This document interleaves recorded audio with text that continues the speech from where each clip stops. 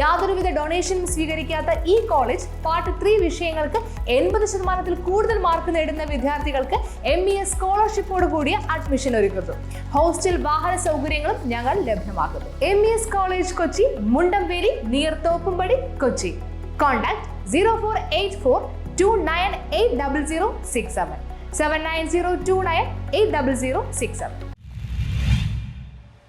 പെരുമ്പാവൂരിൽ 24 ഗ്രാം ഹെറോയിനുമായി ഒരാൾ പിടി.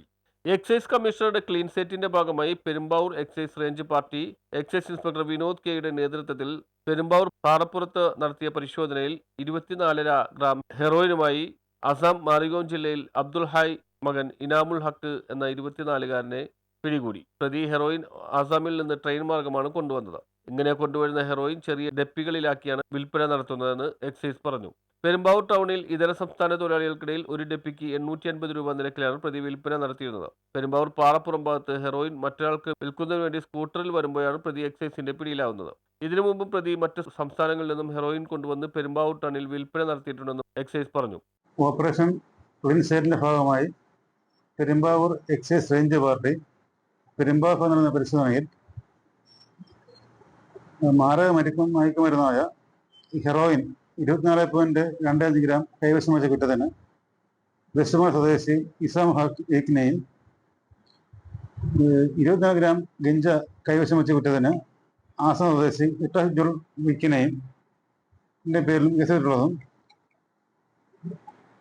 നിലവിൽ പെരുമ്പാവൂർ മേഖലയിൽ അന്യ സംസ്ഥാന പേരിൽ നല്ല പരാതിയിൽ മയക്കുമരുന്ന് കച്ചവടം വന്നിട്ടുള്ളതും അതിൻ്റെ അടിസ്ഥാനത്തിൽ പരിസ്ഥിതിയിലാണ് ഇത്തരത്തിൽ കേസ് കണ്ടെത്തിയിട്ടുള്ളത്.